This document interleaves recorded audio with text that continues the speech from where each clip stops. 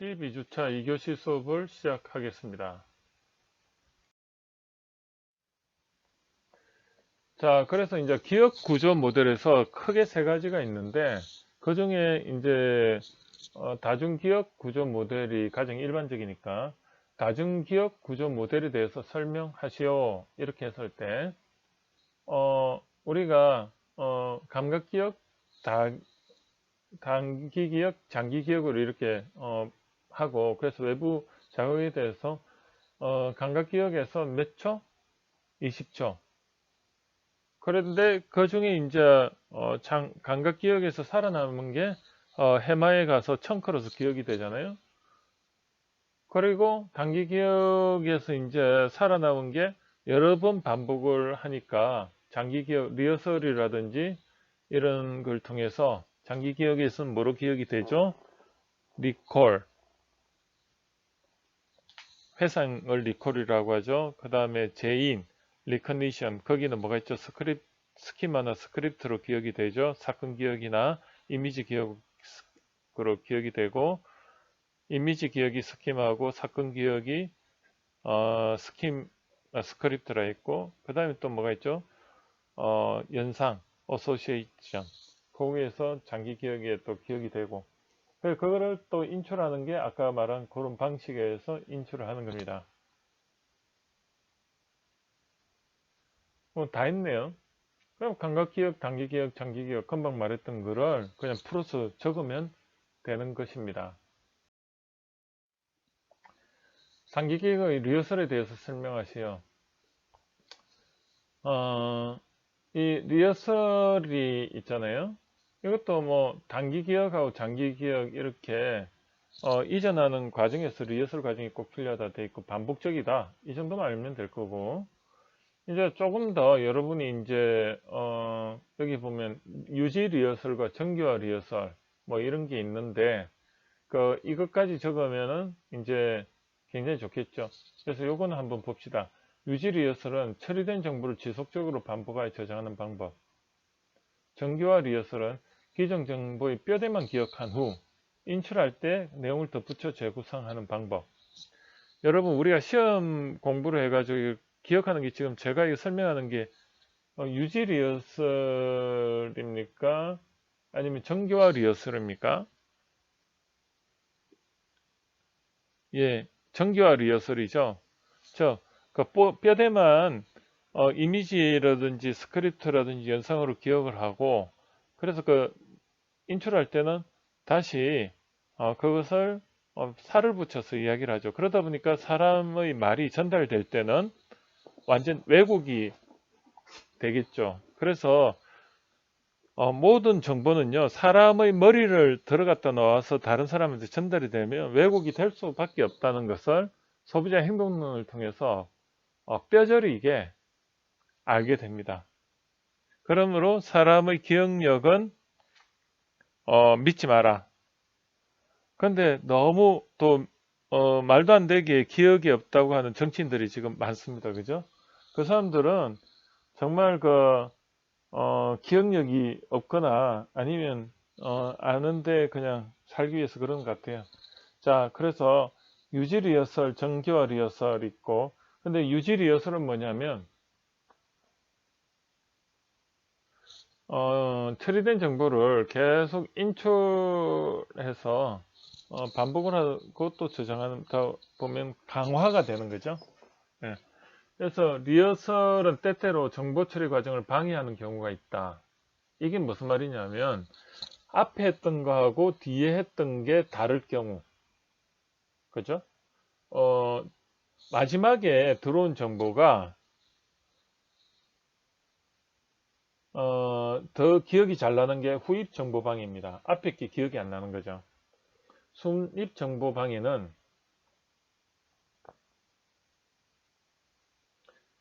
이런 거죠. 앞에 정보가 워낙 그냥 평소에 내가 비밀번호 이런 거는 매일 그냥 리허설을 하다 보니까 아까 유지 리허설을 굉장히 하다 보니까 뒤에 무엇을 바꿨는데 그 정보는 기억이 안 나는 겁니다. 비밀번호 바꿨더니 옛날 비밀번호만 기억나고 바꾼 건 기억이 안 나는 거 이런 겁니다.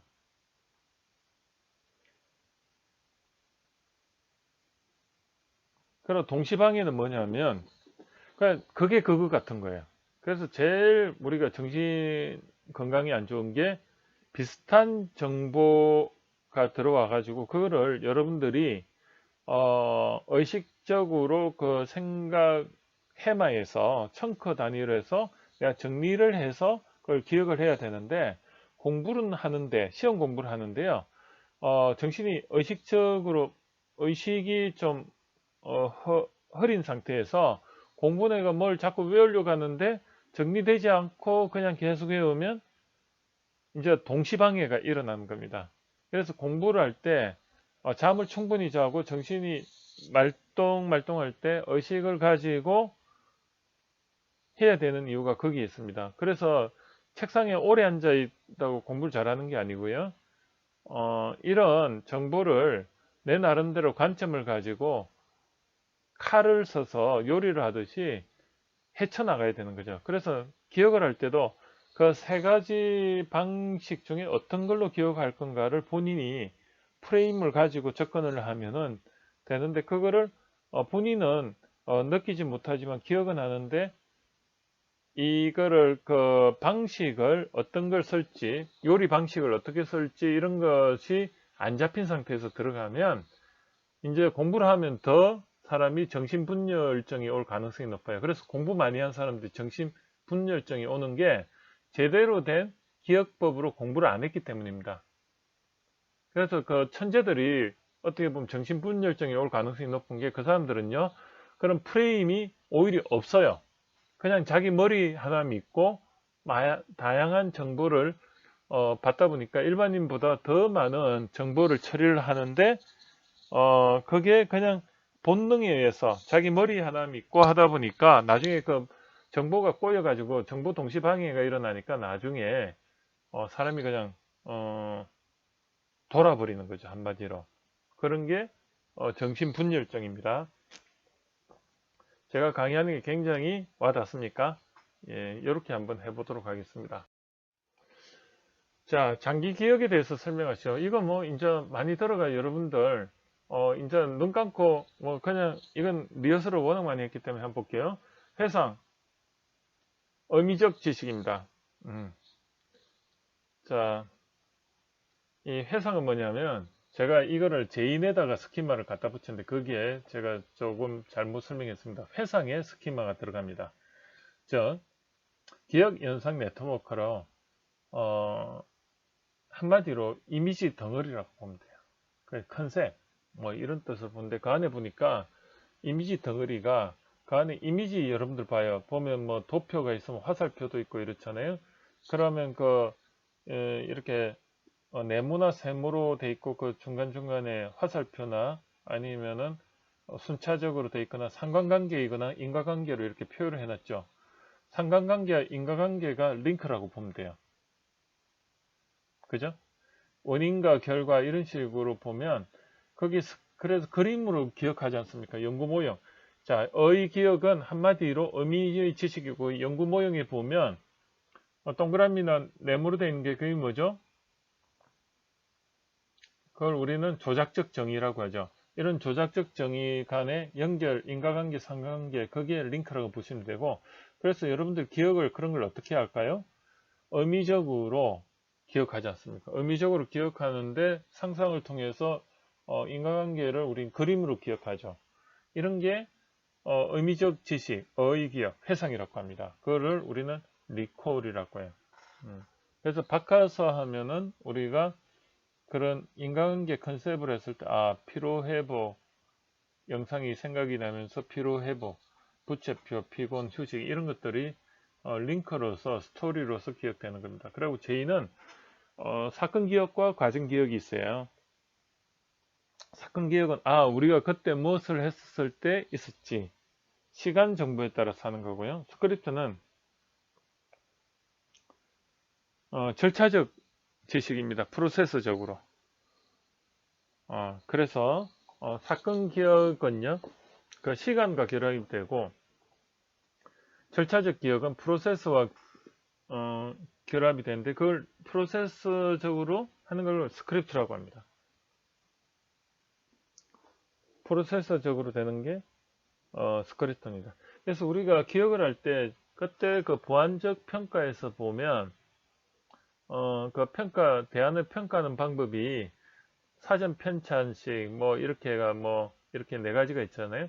그런 것들이 전부 그 스크립트로 기억이 되는 겁니다. 그러다 보니까 이거 말로 표현하기가 되게 쉽지가 않죠.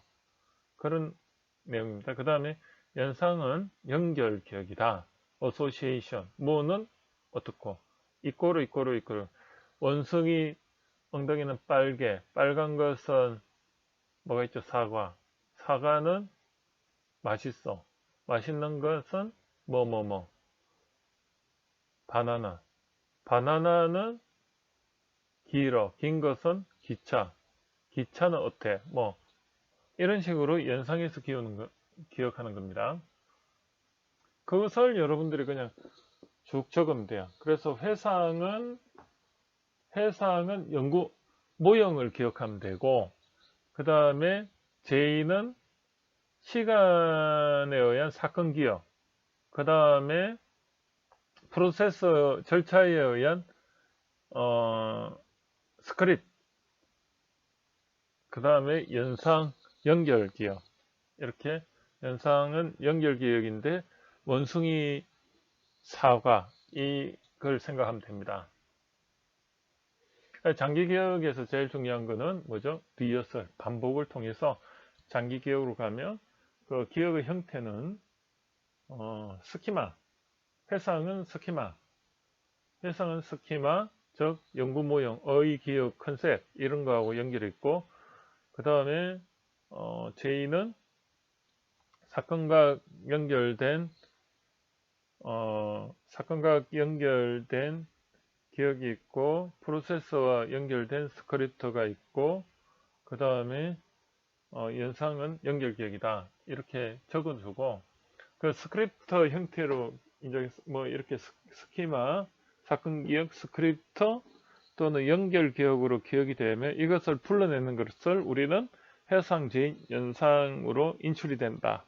이렇게 정리를 하고 생각난 대로 쭉 적어주고 예시 하나씩 적어주고 그러면 100점입니다.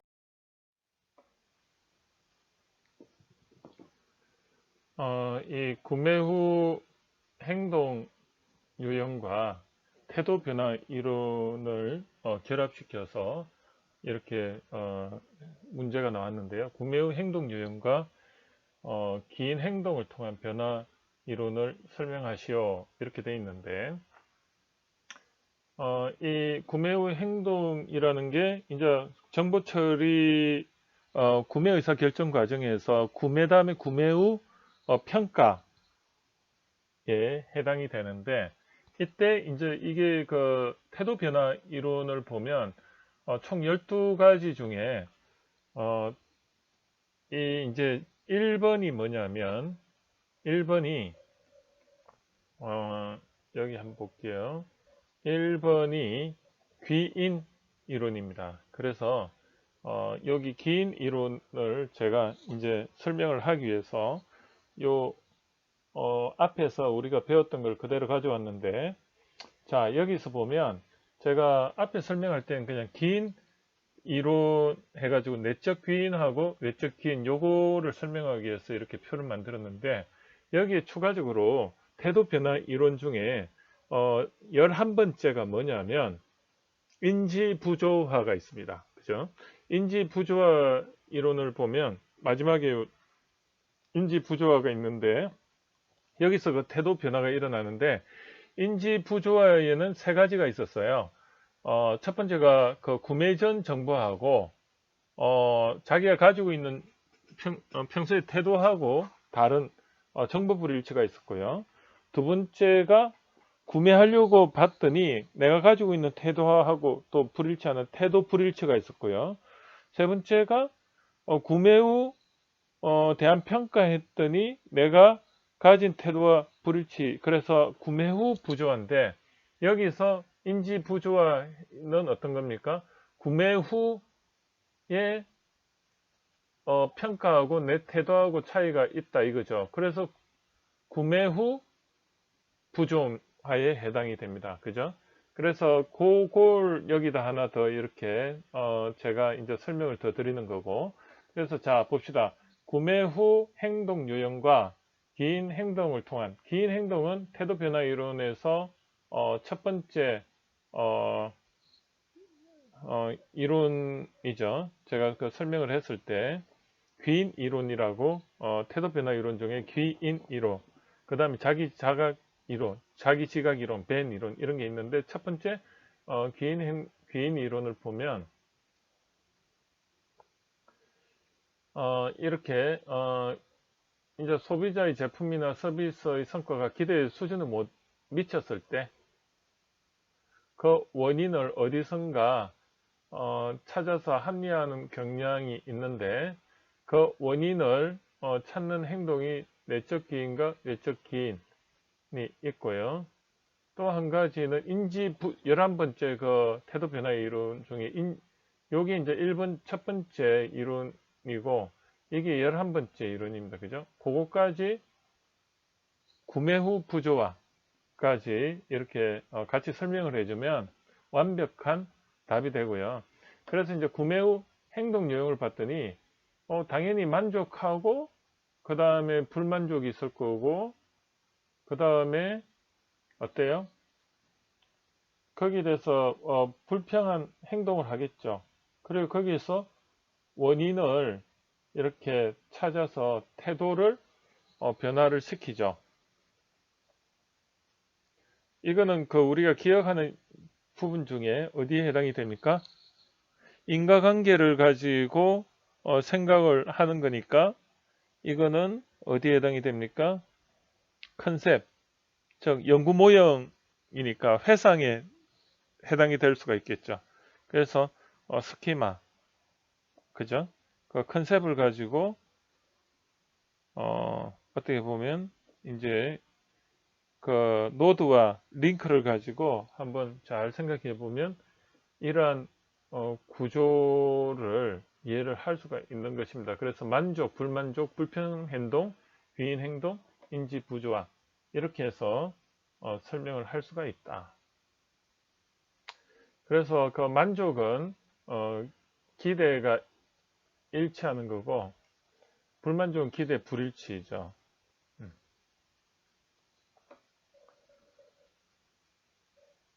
그 태도 변화 이론 중에 인지 부조화 이론이 요 11번째 여기에 해당이 되고 그리고 긴 행동은 태도 변화 이론 중에 첫 번째 해당이 되고 요 두 가지를 이렇게 적어주면 되고 그 다음에 5가지 유형 중에 만족, 불만족, 불평행동. 그래서 다시 한번 정리하면 구매 후 행동 유형과 구매 후 행동 유형이 5가지이고 그거를 긴 행동을 통한 태도 변화 이론을 설명하시오 했는데 인지 부조화 이론까지도 같이 설명을 한 겁니다. 왜?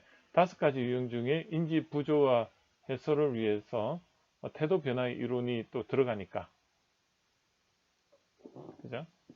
그렇게 이해를 하시면 되겠습니다.